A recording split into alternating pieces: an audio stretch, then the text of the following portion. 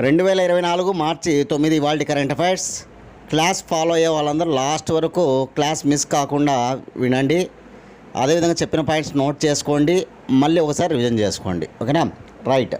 First question, రక్తంతో పని లేకుండా శ్వాసతోనే మధుమేహం గుర్తించే పరికరం అభివృద్ధి చేసిన ఐఐటిది. చూడండి, మనము మధుమేహ టెస్ట్ చేయాలంటే ఖచ్చితంగా రక్తం ద్వారానే మధుమేహ టెస్ట్ అనేటువంటి జరుగుతుందని ప్రతి ఒక్కరికి తెలుసు. మధుమేహం అంటే షుగర్ అనమాట, షుగర్ టెస్ట్ అనమాట. దాన్నే సైంటిఫిక్గా మనం డయాబెటస్ మిల్లిటస్ అంటారు. డయాబెటస్ మిల్లిటస్ అన్నా, మధుమేహ వ్యాధి అన్నా, షుగర్ అన్నా ఒకటే. ఓకేనా? దానికి సంబంధించి రక్తంతో సంబంధం లేకుండా, రక్తంతో పని లేకుండా శ్వాసతోనే మధుమేహాన్ని గుర్తించేటువంటి పరికరాన్ని ఏ ఐఐటి తయారు చేసిందంటే ఐఐటి మండి, హిమాచల్ ప్రదేశ్ అన్నమాట. గుర్తుపెట్టుకోవాలి. ఆ పరికరం పేరు నాన్ ఇన్వాజివ్ గ్లూకోమీటర్ అనేటువంటి పరికరంతో రక్తంతో పని లేకుండా శ్వాస ద్వారా మధుమేహాన్ని గుర్తించవచ్చు అనమాట. అది గుర్తుపెట్టుకోవాలి అందరూ. ఓకేనా? ఇంకా కొన్ని ఐఐటీలు కొన్ని నోట్ చేసుకుంటే మీరు, ఐఐటి పాలక్కడ్ మానవుని మూత్రంతో ఎలక్ట్రిసిటీని ఉత్పత్తి చేసిందనమాట. ఐఐటి పాలక్కడ్ మానవుని మూత్రంతో జీవ రసాయనాన్ని తయారు చేసింది ఐఐటి పాలక్కడ్, జీవ రసాయనాన్ని.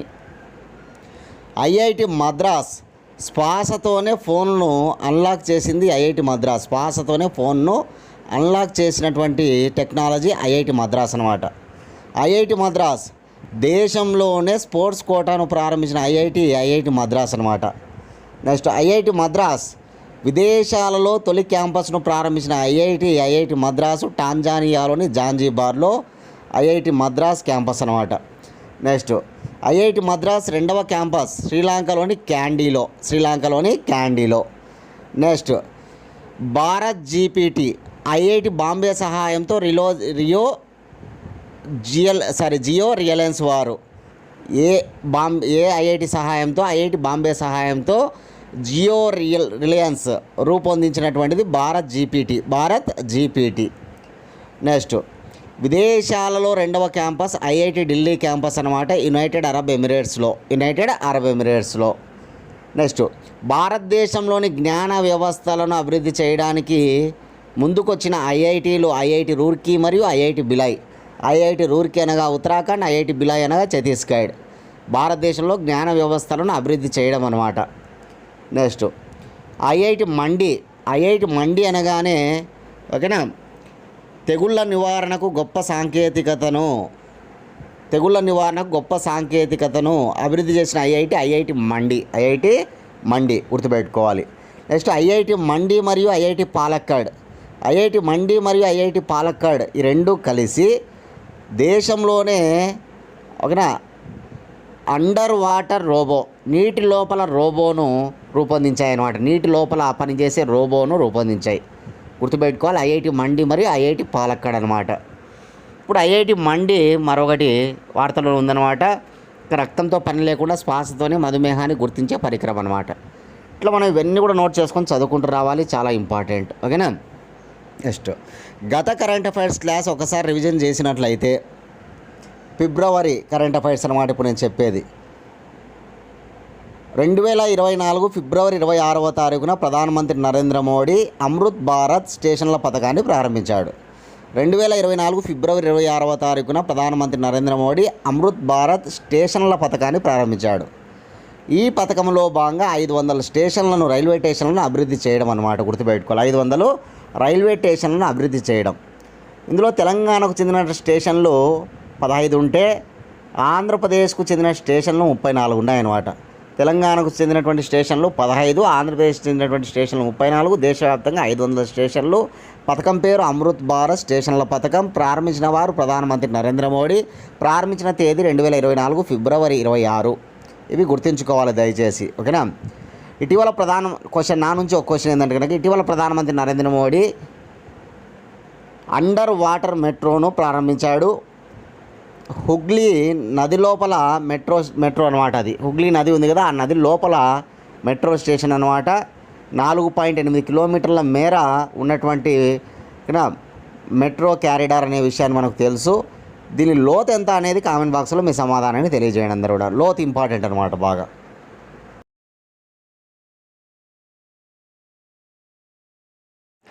సెకండ్ క్వశ్చన్, 5 నిమిషాల్లోనే బయాప్సీ ఫలితాలు ఇచ్చే ఏ సాంకేతికతను ఏషియాటిక్ ఇన్స్టిట్యూట్ ఆఫ్ గ్యాస్ట్రోఎంటరాలజీ అభివృద్ధి చేసింది? చాలా ఇంపార్టెంట్ అనమాట, సైన్స్ పరంగా అత్యంత గొప్ప అభివృద్ధి అనమాట ఇది. 5 నిమిషాలలోనే బయాప్సీ ఫలితాలు ఇచ్చేటువంటి ఏ సాంకేతికతను ఏషియాటిక్ ఇన్స్టిట్యూట్ ఆఫ్ గ్యాస్ట్రోఎంటరాలజీ అభివృద్ధి చేసింది అంటే కనుక వివాస్కోప్ అనేటువంటి ఒక పరికరం అనమాట ఇది. వివాస్కోప్ పరికరం పేరు గుర్తుపెట్టుకోవాలి, వివాస్కోప్ 2500 అనమాట. దీని ద్వారా బయాప్సీ ఫలితాలు 5 నిమిషాల్లోనే తెలుతాయి అన్నమాట. బయాప్సీ అంటే ఏం లేదు, వ్యాధి నిర్ధారణ అన్నమాట. ఇక మానవుని యొక్క అవయవాలు, మానవుని యొక్క కణజాలము, ఇక మానవుని యొక్క కణితి, ఇటువంటి వాటి ద్వారా వ్యాధిని నిర్ధారించేటువంటిదే బయాప్సీ ఫలితం అన్నమాట. ఈ బయాప్సీ 5 నిమిషాల్లోనే ఫలితాలు వచ్చే విధంగా హైదరాబాదులోని గచ్చిబౌల్లో ఉన్నటువంటి గొప్ప సంస్థ అదే ఏషియాటిక్ ఇన్స్టిట్యూట్ ఆఫ్ గ్యాస్ట్రోఎంటరాలజీ అనమాట. ఎక్కడుంది ఏషియాటిక్ ఇన్స్టిట్యూట్ ఆఫ్ గ్యాస్ట్రోఎంటరాలజీ అంటే హైదరాబాద్. చాలా గొప్ప వైద్య సంస్థ అనమాట. ఆసియా పసిఫిక్లోనే మొట్టమొదటిసారిగా ఇటువంటి 5 నిమిషాల్లోనే బయాప్సీ ఫలితాలు వచ్చే విధంగా తీసుకొచ్చినటువంటి గొప్ప అభివృద్ధి అనమాట ఇది. కాబట్టి గుర్తుంచుకోవాలి, పరికరం పేరు గుర్తుపెట్టుకోండి అందరూ, వివాస్కోప్ అనమాట. గత కరెంట్ అఫైర్స్ క్లాస్ మనం ఒకసారి రివిజన్ చేస్తే కనుక ఆస్ట్రేలియన్ ఓపెన్, ప్రతి ఏటా కూడా మొట్టమొదటిసారిగా టెన్నిస్లో జరిగేటువంటి గ్రాండ్ స్లామ్ ఏంటంటే ఆస్ట్రేలియన్ ఓపెన్. ఈ ఆస్ట్రేలియన్ ఓపెన్ మెన్ సింగిల్ వచ్చేసి ఈసారి జెన్నిక్ స్పిన్నర్ అని మనకు తెలుసు. ఉమెన్ సింగిల్ వచ్చేసి అరీనా సబలెంకా అని మనకు తెలుసు, ఎలినా సబలెంకా. అదేవిధంగా ఇప్పుడు మెన్ డబుల్స్ చాలా ఇంపార్టెంట్ అనమాట. ఎందుకు మెన్ డబుల్స్ ఇంపార్టెంట్ అంటే కనుక మన భారతీయుడు ఉన్నాడు కాబట్టి, మన భారతీయుడు అక్కడ విన్నర్ అయ్యాడు కాబట్టి. ఓకేనా. రోహన్ బోపన్నా మరియు మాథ్యూ ఎబ్డెన్. రోహన్ బోపన్నా మరియు మాథ్యూ ఎబ్డెన్ వచ్చేసి ఆస్ట్రేలియా ప్లేయర్ అనమాట, Australia tennis player. Rohan Bopanna వచ్చేసి ఇండియన్ టెన్నిస్ ప్లేయర్ అనమాట. వీళ్ళిద్దరూ ఈసారి Australian Open men doubles winners అనమాట, గుర్తుపెట్టుకోవాలి, మెన్ డబుల్స్ విన్నర్స్ అనమాట. ఇక రన్నర్స్ ఎవరు అంటే మాత్రం సిమోన్ బొలెల్లి, ఇటలీ దేశానికి చెందిన టెన్నిస్ ప్లేయర్ అనమాట. సిమోన్ బొలెల్లి. మరొక ప్లేయర్ ఆండ్రియా అనమాట. వీళ్ళిద్దరు కూడా రన్నర్స్గా నిలబడడం జరిగిందనమాట. ఇద్దరు ఇటలీ దేశానికి చెందిన ప్లేయర్స్. ఇది Australian Open men doubles winners అనమాట. రన్నర్స్ పేర్లు కూడా ఇవే అనమాట, గుర్తుపెట్టుకోవాలి, రాసుకోవాలి. కానీ నా నుంచి మీకు ఒక క్వశ్చన్ ఏంటంటే కనుక Australian Open men single runner ఎవరు? Australian Open men single runner ఎవరు? ఉమెన్ సింగిల్ రన్నర్ ఎవరు? కామెంట్ బాక్స్లో మీ సమాధానాన్ని తెలియజేయండి. తెలియకపోతే సెర్చ్ చేసుకోవాల్సింది ఇంపార్టెంట్, చాలా ఇంపార్టెంట్యే అడుగుతా నేను, కాబట్టి సెర్చ్ చేయండి తెలియకపోతే.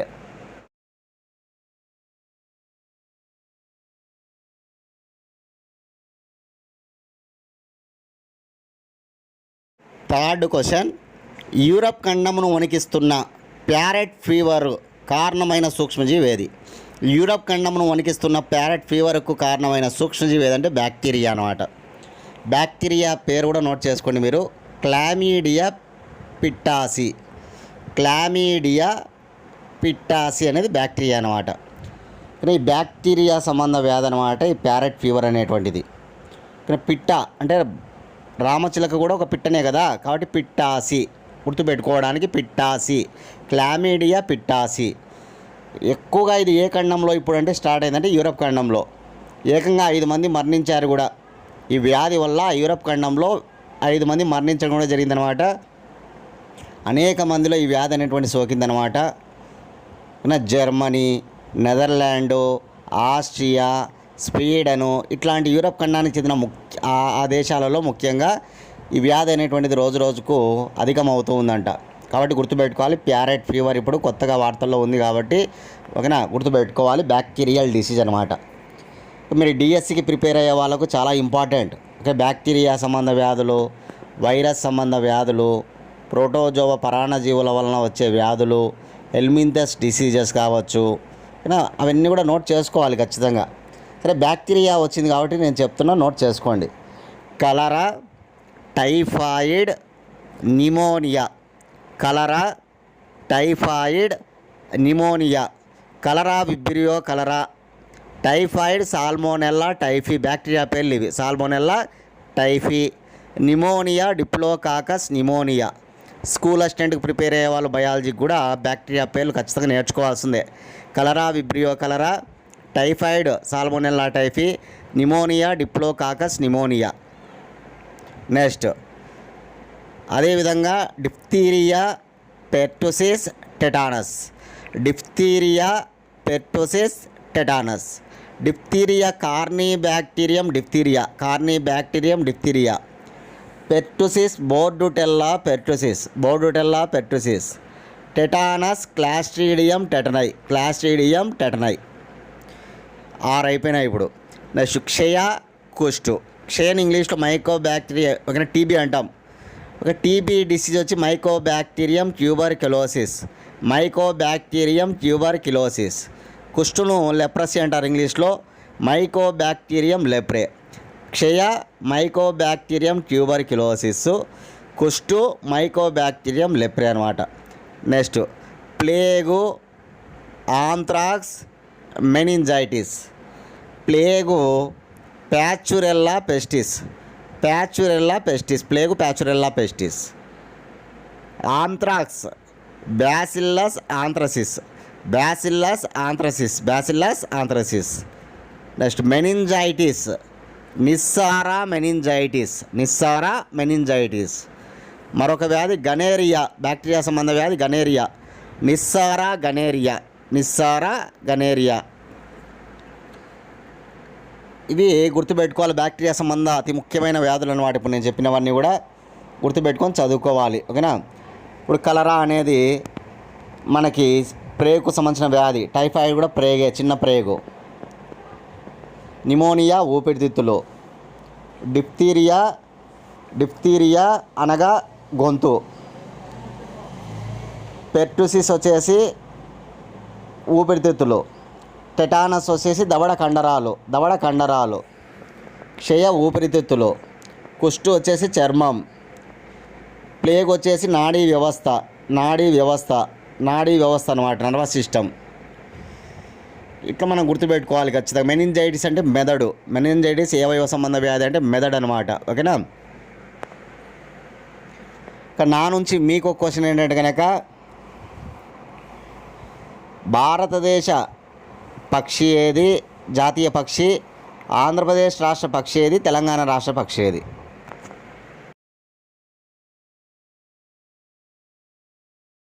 ఫోర్త్ క్వశ్చన్, 2023-2024 సంవత్సరానికి గాను మూడీస్ సంస్థ భారత వృద్ధి రేటును ఎంతకు సవరించింది? 2023-2024 సంవత్సరానికి గాను మూడీస్ సంస్థ భారత వృద్ధి రేటును ఎంతకు సవరించిందంటే 8%. చూడండి, మూడీస్ గత వారంలోనే 6.8% అని చెప్పిందనమాట. ఇప్పుడు ఆ వారానికి అంచనాను సవరించిందనమాట. ఎంతగా సవరించిందంటే 8. నేటి క్లాస్లో కూడా మనం చెప్పుకున్నాం, ఆర్బీఐ కూడా 8%గా సవరించిందనమాట. RBI, Reserve Bank of India కూడా ఈ నెలకు ముగిసిపోతుందన్నమాట. ప్రస్తుత ఆర్థిక సంవత్సరం అనేటువంటిది మార్చి ఎండింగ్కి మనకి ముగిసిపోతుంది, కొత్త ఆర్థిక సంవత్సరం రాబోతుందన్నమాట. ఈ క్రమంలో ఇక్కడ అంచనాలన్నీ కూడా సవరించడం జరుగుతుందన్నమాట. ఇప్పుడు మూడీస్ అనేటువంటిది 8%గా సవరించడం జరిగింది, గుర్తుపెట్టుకోవాలి. ఆర్బీఐ కూడా 8% అనమాట. ఇంకా ప్రపంచ బ్యాంకు విషయానికి వస్తే, ప్రపంచ బ్యాంకు 6.3%గా, ఇంటర్నేషనల్ మానిటరీ ఫండ్ అంతర్జాతీయ ద్రవ్యనిధి సంస్థ వచ్చి 6.7%గా, అదేవిధంగా మోర్గాన్ స్టాన్లీ వచ్చేసి 6.9%గా, ఇండియా రేట్స్ వచ్చేసి 7.3%గా, రిజర్వ్ బ్యాంక్ ఆఫ్ ఇండియా 8%గా, మూడీస్ 8%. ఇవి గుర్తుంచుకోండి దయచేసి అందరూ కూడా. ఇక నా నుంచి మీకు క్వశ్చన్ ఏంటంటే కనుక, ఫిల్టర్ కాఫీ. నిన్న క్లాస్లో మనం ఫిల్టర్ కాఫీ గురించి చెప్పాం. ఫిల్టర్ కాఫీలో ఫస్ట్ ర్యాంక్ ఏది, సెకండ్ ర్యాంక్ ఏది, థర్డ్ ర్యాంక్ ఏ దేశం, ఫోర్త్ ర్యాంక్ ఏ దేశంది? మన భారతదేశ ర్యాంక్ ఎంత? ఫిల్టర్ కాఫీ విషయంలో టేస్ట్ అట్లాస్ అనేటువంటి ఒక నివేదిక ఆధారంగా కాఫీ యొక్క లిస్ట్ అనమాట, కాఫీ యొక్క ర్యాంకులను ఇవ్వడం జరిగిందనమాట. దానిలో భారతదేశ ర్యాంక్ ఎంత? ఫస్ట్ ర్యాంక్ ఏది, సెకండ్ ర్యాంక్ ఏది, థర్డ్ ర్యాంక్ ఏది, ఫోర్త్ ర్యాంక్ ఏది? కామెంట్ బాక్స్లో మీ సమాధానాన్ని అందరూ కూడా తెలియజేయండి. ఈ ప్లేన్ అనే కంపెనీ దేశంలోనే తొలి ఫ్లయింగ్ ట్యాక్సీ తయారు చేయగా దాని పేరేంటి? ఈ ప్లేన్ కంపెనీ పేరు గుర్తుపెట్టుకోవాలి, ఆ ట్యాక్సీ పేరు గుర్తుపెట్టుకోవాలి, ఇంపార్టెంట్ అనమాట. ఈ ప్లేన్ అనే కంపెనీ దేశంలోనే తొలి ఫ్లయింగ్ ట్యాక్సీ తయారు చేయగా దాని పేరు ఫ్లయింగ్ ట్యాక్సీ E200 అనమాట. ఫ్లయింగ్ ట్యాక్సీ E200 అంటే ఇంకా ట్యాక్సీలు గాల్లో ఎగరబోతూ ఉన్నాయన్నమాట. ట్యాక్సీలు అనగానే మనకు భూమి మీదనే ఉంటాయనేది తెలుసు, కానీ ట్యాక్సీలు గాల్లో కూడా ఎగరబోతున్నాయి అనేటువంటిది మనకి ఆశ్చర్యకరం అనమాట. ఇంకా ఆ కళ 2025లో మనకు నెరవేరబోతూ ఉందన్నమాట. కానీ ఈ ట్యాక్సీల్లో ఇద్దరి కంటే ఎక్కువ మంది ప్రయాణించలేరు. కానీ ఈ కంపెనీ తయారు చేసేటువంటి ట్యాక్సీ పేరు ఫ్లయింగ్ ట్యాక్సీ E100 అనమాట. గుర్తుపెట్టుకోవాలి, ఫ్లయింగ్ ట్యాక్సీ E200 ఓకేనా. అంటే ఎలక్ట్రిక్ ట్యాక్సీలు అనమాట ఇవి గాలిలో ఎగరగలుగుతాయి అనేటువంటి విషయాన్ని గుర్తుపెట్టుకోవాలి.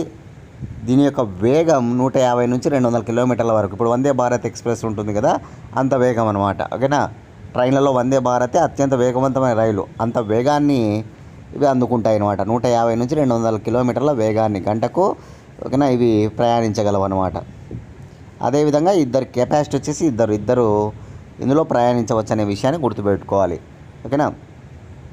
నెక్స్ట్ గత కరెంట్ అఫైర్స్ క్లాస్ మనం ఒకసారి రివిజన్ చేస్తే, ఇటీవల మంచు చిరుతల నివేదిక, స్నో లెపార్డ్స్ మంచు చిరుతల నివేదికను మన ఫారెస్ట్ మినిస్ట్రీ వాళ్ళు ఆ నివేదికను తయారు చేసి ఈ మధ్యనే మనకు రిలీజ్ చేశారనమాట. భారతదేశంలో 4 రాష్ట్రాల్లో 2 కేంద్రపాలిత ప్రాంతాల్లో మంచు చిరుతలు అనేటువంటివి ఉంటాయన్నమాట. 4 రాష్ట్రాల్లో 2 కేంద్రపాలిత ప్రాంతాల్లో మంచు చిరుతలు ఉన్నాయంట. రాష్ట్రాలు మీరు తెలుసుకుంటే ఉత్తరాఖండ్, హిమాచల్ ప్రదేశ్, సిక్కిము, అరుణాచల్ ప్రదేశ్. ఉత్తరాఖండ్, హిమాచల్ ప్రదేశ్, సిక్కిము, అరుణాచల్ ప్రదేశ్. ఇక 2 కేంద్రపాలిత ప్రాంతాల్లో ఎక్కడ ఉన్నాయంటే లడాక్, జమ్మూ కాశ్మీర్లో ఉన్నాయి. లడాఖ్లో, జమ్మూ కాశ్మీర్లో. మొత్తం భారతదేశంలో మంచు చిరుతల సంఖ్య 718 అనమాట. 718. అత్యధికంగా మంచు చిరుతలు ఉన్నటువంటి ఒక చోటు ఎక్కడంటే లడాఖ్లో 477 ఉంటాయి. ఎక్కువగా అక్కడే ఉంటాయి, 477 గుర్తుపెట్టుకోవాలి. ఇక 124 వచ్చేసి ఉత్తరాఖండ్లో ఉంటాయి. 124 వచ్చేసి ఉత్తరాఖండ్లో. 51 హిమాచల్ ప్రదేశ్లో, 51 హిమాచల్ ప్రదేశ్లో ఉంటాయి, గుర్తుపెట్టుకోవాలి. ఇక అరుణాచల్ ప్రదేశ్లో 36, అరుణాచల్ ప్రదేశ్లో 36, అరుణాచల్ ప్రదేశ్లో 36. సిక్కింలో 21, సిక్కింలో 21, సిక్కింలో 21. అతి తక్కువగా జమ్మూ కాశ్మీర్లో ఉంటాయి, 9 ఉన్నాయంట. ఓకేనా. అతి తక్కువగా జమ్మూ కాశ్మీర్లో 9 గుర్తుపెట్టుకోవాలి. మొత్తం 718 ఉన్నటువంటి చిరుతపుల్లో ఎక్కడెక్కడ ఎన్ని ఉన్నాయనేది మీరు తెలుసుకున్నారు. ఇక చాలా ఇంపార్టెంట్ మంచు చిరుతలు. ఇక పులులు చూసుకోవాల్సిందే, మంచు చిరుతలు చూసుకోవాల్సిందే. అదేవిధంగా ఇటీవలనే చిరుతల నివేదిక కూడా ఇచ్చారు, మనం చెప్పుకున్నాం. ఓకేనా. ఇప్పుడు మంచు చిరుతలు నేను రివిజన్ చేశాను, మీకు గుర్తుపెట్టుకోవాలి. ఇక నా నుంచి మీకు ఒక క్వశ్చన్ ఏంటంటే కనుక 2024 జనవరి 1వ తారీఖున బ్రిక్స్లో చేరిన 5 దేశాలు ఏంటి?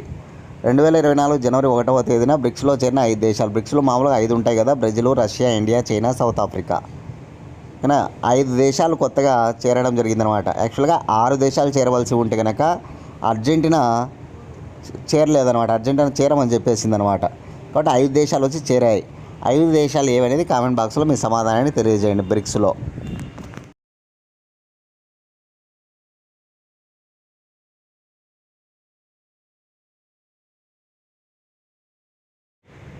సిక్స్త్ క్వశ్చన్, వితంతువుల వివాహం ప్రోత్సహించేందుకు విధ్వా పునర్వివాహ ప్రోత్సాహన్ యోజనను ప్రారంభించిన రాష్ట్రం ఏది?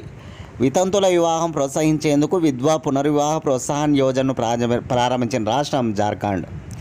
చూడండి, పథకం పేరు మైండ్లో పెట్టుకొని రాష్ట్రం గుర్తుపెట్టుకోవాలి. ఇక్కడ విధ్వా పునర్వివాహ ప్రోత్సాహన్ యోజన. ఏంటి ఆ ప్రోత్సాహం? వితంతు వివాహం చేసుకునేటువంటి వారికి ఏంటి ఆ ప్రోత్సాహం అంటే 2 లక్షలు అందిస్తారనమాట. ఈ పథకంలో భాగంగా ఓకేనా, ఎవరైతే వితంతువులు వివాహం చేసుకుంటారో వారికి ప్రోత్సాహకంగా 2 లక్షల రూపాయలు అందించడం జరుగుతుందన్నమాట. చాలా ఇంపార్టెంట్ స్కీమ్. దేశంలోని ఇట్లాంటి స్కీమ్ ఎక్కడా లేదనమాట. వితంతువులకు వివాహాలు చేసుకోవడంలో 2 లక్షలు అందించడం అనేటువంటిది ఇదే మొదటిసారి అనమాట, గుర్తుపెట్టుకోవాలి. ఇది అనేక రాష్ట్రాలకు ఖచ్చితంగా రావాల్సిన అవసరం ఉంటుంది. ఎందుకంటే ప్రోత్సాహకంగా వితంతువులకు ఖచ్చితంగా మనం వారికి అట్లాంటి ప్రోత్సాహాన్ని ఖచ్చితంగా ఇవ్వాల్సిన అవసరం ఎంతైనా ఉంటుందన్నమాట. కాబట్టి గుర్తుపెట్టుకోవాలి. ఇక్కడ 2 లక్షలు ఆ పథకం పేరు, ఆ రాష్ట్రం పేరు. సరే, జార్ఖండ్ రాష్ట్ర రాజధాని రాంచీ. జార్ఖండ్ రాష్ట్ర హైకోర్టు కూడా రాంచీలోనే ఉంటుంది. జార్ఖండ్ రాష్ట్ర భాష హిందీ. జార్ఖండ్లో అసెంబ్లీ స్థానాలు 81 ఉంటాయి. జార్ఖండ్లో లోక్సభ స్థానాలు 14 ఉంటాయి. జార్ఖండ్లో రాజ్యసభ స్థానాలు 6 ఉంటాయి. 81, 14 ఓకేనా 6 గుర్తుపెట్టుకోవాలి. ఇకపోతే జార్ఖండ్ ఇటీవలనే కొత్తగా ముఖ్యమంత్రి వచ్చారన్నమాట. జార్ఖండ్ నూతన ముఖ్యమంత్రిగా ఆయనే చంపై సోరెన్. జార్ఖండ్ రాష్ట్ర గవర్నర్ రాధాకృష్ణన్. జార్ఖండ్ రాష్ట్ర గవర్నర్ ఎవరంటే రాధాకృష్ణన్ అన్నమాట. జార్ఖండ్ ముక్తి మోర్చా పార్టీకి చెందిన నేత చంపై సోరెన్ ఇటీవల ముఖ్యమంత్రిగా ఆయన నియమించబడ్డాడు. గతంలో ఎవరు ముఖ్యమంత్రి, ఎవరి స్థానంలో చంపై సోరెన్ వచ్చాడు, ఆయన అరెస్ట్ చేయడం జరిగిందనమాట. అందుకే ఇతన్ని నియమించారనమాట. ఎవరు అరెస్ట్ చేయబడ్డాడు, గత మాజీ ముఖ్యమంత్రి ఎవరు? కామెంట్ బాక్స్లో మీ సమాధానాన్ని అందరూ కూడా తెలియజేయండి. చాలా ఇంపార్టెంట్ ఇప్పుడు చెప్పిన సమాచారం. ఓకేనా. గత కరెంట్ అఫైర్స్ క్లాస్ ఒకసారి రివిజన్ చేసినట్లయితే కనుక ప్రపంచంలోనే మొట్టమొదటిసారిగా మనిషి మెదడులో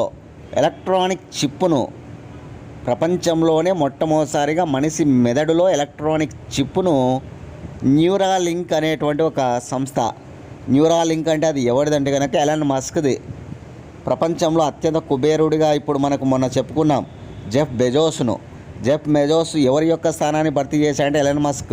గతంలో ఎలన్ మస్క్ టాప్లో ఉండేవాడు. ఇప్పుడు ఎలన్ మస్క్ స్థానాన్ని జెఫ్ బెజోస్ బ్లూంబర్గ్ జాబితా చెప్పుకున్న ప్రపంచ కుబేర్ల జాబితా అని, ఆ జాబితాలో ఎలన్ మస్క్ను బీట్ చేశాడనమాట. ఎవరంటే కనుక జెఫ్ బెజోస్. ఇప్పుడు ప్రపంచంలో అత్యంత కుబేరుడిగా, రెండవ కుబేరుడిగా ఉన్నాడు ఎవరంటే ఎలన్ మస్క్ అనమాట. ఆయన యొక్క కంపెనీ అనమాట న్యూరాలింక్. ఆ న్యూరాలింకే ప్రపంచంలోని మనిషి మెదడులో ఎలక్ట్రానిక్ చిప్పును పెట్టిందనమాట. ఓకేనా. ఇస్మార్ట్ శంకర్ సినిమాలో మనం చూడొచ్చు ఎలక్ట్రానిక్ చిప్ అనేటువంటిది హీరో రామ్ యొక్క మెదడులో ఉంచబడుతుందన్నమాట. అది సాధ్యమా అనుకున్నటువంటి సమయం అది, కానీ ఇప్పుడు అది సాధ్యాన్ని చేసింది న్యూరాలింక్ అనమాట. ఓకేనా.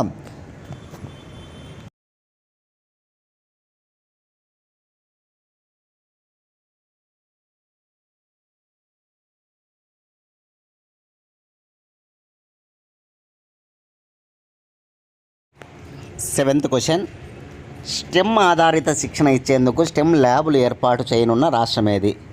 స్టెమ్ ఆధారిత శిక్షణ ఇచ్చేందుకు స్టెమ్ ల్యాబులు ఏర్పాటు చేయనున్న రాష్ట్రం ఏదంటే ఆంధ్రప్రదేశ్. ఓకే. ఇక్కడ సంస్థలు గుర్తుపెట్టుకొని ఏ సంస్థలు కలిసి ఈ శిక్షణ ఇవ్వబోతూ ఉన్నాయంటే కనుక, ఒకటి save the children, Agastya foundation, connect to Andhra. Save the children, connect to Andhra,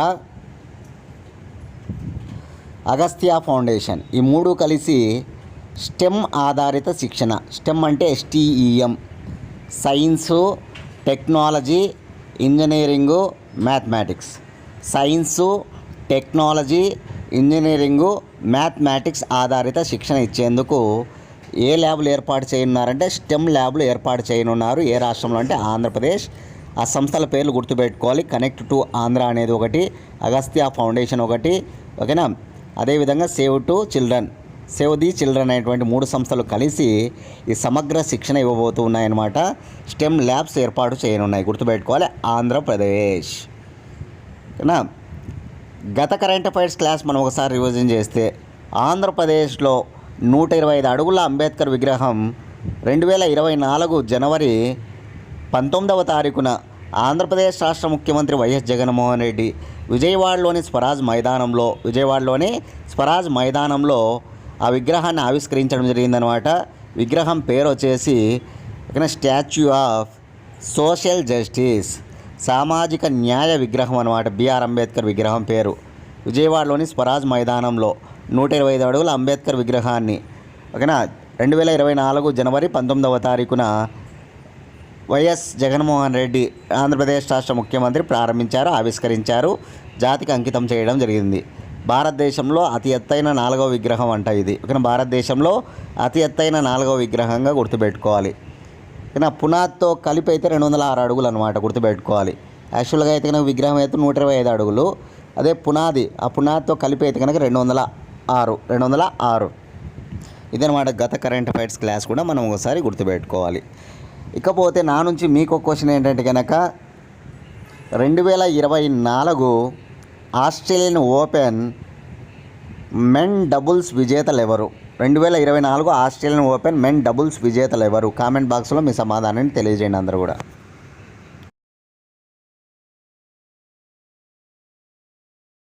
Telangana రాష్ట్ర ముఖ్యమంత్రి రేవంత్ రెడ్డి ఎన్ని కోట్ల విలువైన ఎలివేట్ క్యారిడార్కు శంకుస్థాపన చేశారు? ఇక తెలంగాణ రాష్ట్రానికి సంబంధించిన అంశం అన్నమాట.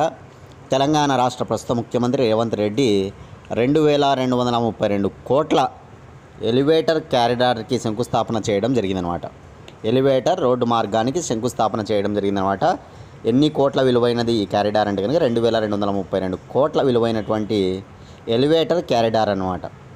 మంచిర్యాల, కరీంనగర్తో సహా 6 జిల్లాలకు ఉపయోగపడే విధంగా ఈ క్యారిడార్ నిర్మించబోతూ ఉన్నారన్నమాట. కరీంనగర్, మంచిర్యాలతో సహా 6 జిల్లాలకు ఉపయోగపడే విధంగా ఈ క్యారిడార్ నిర్మించబోతున్నారు. 18 కిలోమీటర్ల మేర ఈ క్యారిడార్ ఉంటుందన్నమాట. ఇందులో భాగంగానే 0.3 కిలోమీటర్స్ అండర్ గ్రౌండ్ టన్నెల్ కూడా ఉంటుందన్నమాట. మొత్తం దీని పొడవు 18 కిలోమీటర్లు అయితే ఇందులో భాగంగానే 0.3 కిలోమీటర్స్ అండర్ గ్రౌండ్ టన్నెల్ అనేటువంటిది కూడా నిర్మించబోతూ ఉన్నారనే విషయాన్ని గుర్తుపెట్టుకోవాలి. ఓకేనా? 2232 కోట్లు అనే విషయాన్ని కూడా మైండ్లో పెట్టుకోవాలి. వెరీ వెరీ ఇంపార్టెంట్ తెలంగాణ రాష్ట్రానికి ఎగ్జామ్స్కి ప్రిపేర్ అయ్యే వాళ్ళకి. ఓకేనా? రైట్. ఇకపోతే గత కరెంట్ అఫైర్స్ క్లాస్ మనం ఒకసారి రివిజన్ చేస్తే తెలంగాణ రాష్ట్ర ప్రభుత్వం నంది అవార్డుల పేరును గద్దర్ పేరుతో ఓకేనా మార్చడం జరిగిందనమాట. గద్దర్ అవార్డులుగా మార్చడం జరిగింది, గుర్తుపెట్టుకోవాలి. ఇక నా నుంచి మీకు క్వశ్చన్ ఏంటంటే కనుక తెలంగాణ ప్రస్తుత ఆర్థిక సంఘం చైర్మన్, తెలంగాణ ఆర్థిక సంఘం చైర్మన్ ఎవరు? కామెంట్ బాక్స్లో మీ సమాధానాన్ని తెలియజేయండి. ఇటీవలనే ఆర్థిక సంఘం చైర్మన్గా తెలంగాణలో నూతన నియామకం జరిగింది కాబట్టి తెలంగాణ ప్రస్తుత ఆర్థిక సంఘం చైర్మన్ ఎవరు? కామెంట్ బాక్స్లో మీ సమాధానాన్ని తెలియజేయండి.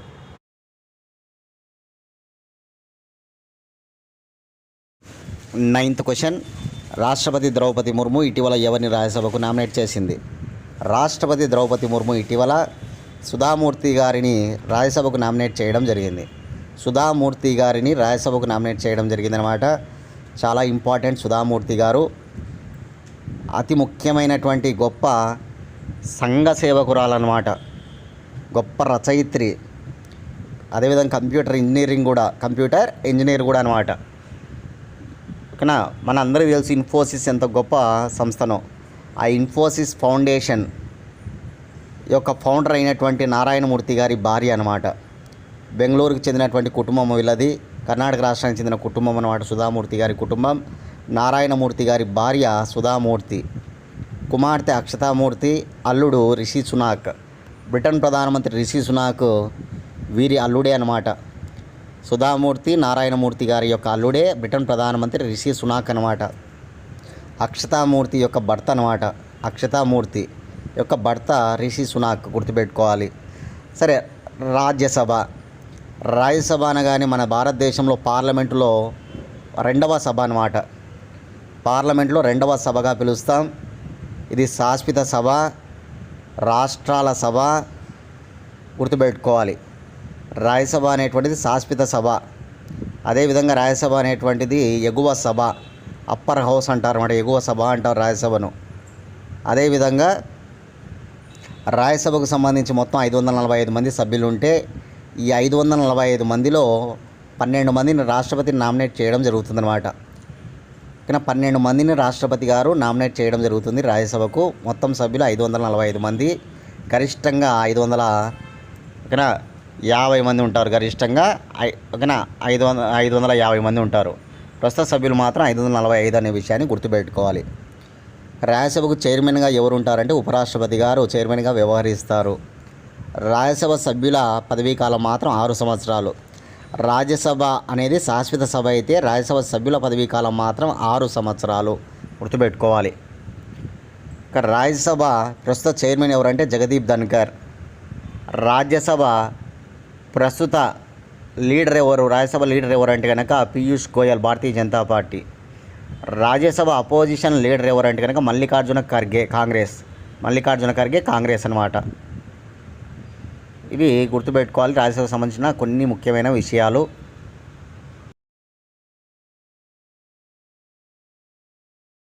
Last question. కేంద్ర రక్షణ మంత్రి రాజ్నాథ్ సింగ్ చోళ బిల్డింగ్ను ఏ రాష్ట్రంలో ప్రారంభించారు? కేంద్ర రక్షణ మంత్రి డిఫెన్స్ మినిస్టర్ రాజ్నాథ్ సింగ్ గారు చోళ బిల్డింగ్ను గోవా రాష్ట్రంలో ప్రారంభించడం జరిగింది.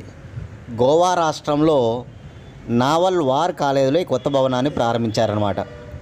గోవా రాష్ట్రంలో నావల్ వార్ కాలేజ్ దీనిలోనే కొత్తగా బిల్డింగ్ను ప్రారంభించడం జరిగిందనమాట.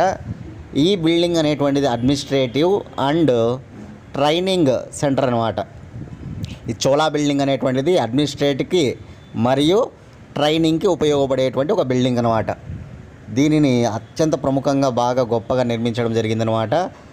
కానీ ఇప్పుడు రక్షణ మంత్రి రాజ్నాథ్ సింగ్ దాన్ని ప్రారంభించడం జరిగింది, గుర్తుపెట్టుకోవాలి.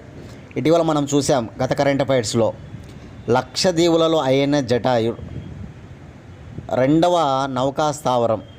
లక్షద్వీపుల్లో ఆల్రెడీ ఇది వరకు ఒక నౌకా స్థావరం ఉండేది. మొదటి నౌకా స్థావరం వచ్చేసి ద్వీపరక్షక్. లక్షద్వీప్ అనేటువంటి ద్వీపమే కదా, కాబట్టి ద్వీపరక్షక్. ఆ ద్వీపాన్ని రక్షించడం కోసం మొట్టమొదటిసారిగా నౌకా స్థావరాన్ని ఏర్పాటు చేశారు. దాని పేరు ద్వీపరక్షక్ ఐఎన్ఎస్ అనమాట. ఇప్పుడు మరొక స్థావరాన్ని ఏర్పాటు చేశారు ఐఎన్ఎస్ జటాయు పేరుతో. ఆల్రెడీ కరెంట్ అఫైర్స్లో మనం చెప్పుకున్నాం ఐఎన్ఎస్ ద్వీపరక్షకు, ఐఎన్ఎస్ జటాయు. రీసెంట్గా ఐఎన్ఎస్ జటాయు, గతంలో ఐఎన్ఎస్ ద్వీపరక్షక్ అనమాట. ఎక్కడ ఉంటాయి ఈ రెండు నౌకా స్థావరాలు అంటే కనుక ఈ రెండు నౌకా స్థావరాలు లక్షద్వీపులలో ఉంటాయన్నమాట. అది గుర్తుపెట్టుకోవాలి. ఇప్పుడు గోవా రాష్ట్రంలో చోళా బిల్డింగ్ అనమాట. చోళ సామ్రాజ్యం మన అందరికీ తెలుసు. ఈ చోళ సామ్రాజ్యం కాలంలో గొప్పగా సముద్ర సామ్రాజ్యం అత్యంత గొప్ప శక్తివంతమైనదిగా ఉండేదన్నమాట. కాబట్టే చోళా అనే పేరు పెట్టారు ఇక్కడ. చోళా బిల్డింగ్ అనమాట. ఎక్కడ ఉంది ఇది? గోవా రాష్ట్రంలోని నావల్ వార్ కాలేజీలో ఉందన్నమాట. ఈ విషయాన్ని గుర్తుపెట్టుకుంటే చాలు, ఓకేనా. గోవా రాష్ట్ర రాజధాని పనాజీ. గోవా రాష్ట్ర హైకోర్టు ముంబై, మహారాష్ట్ర. గోవా రాష్ట్ర భాష కొంకణి. గోవా రాష్ట్ర ప్రస్తుత ముఖ్యమంత్రి ప్రమోద్ సావంత్, భారతీయ జనతా పార్టీ. గోవా రాష్ట్ర ప్రస్తుత గవర్నర్ ఎవరు? కామెంట్ బాక్స్లో మీ సమాధానాన్ని తెలియజేయండి.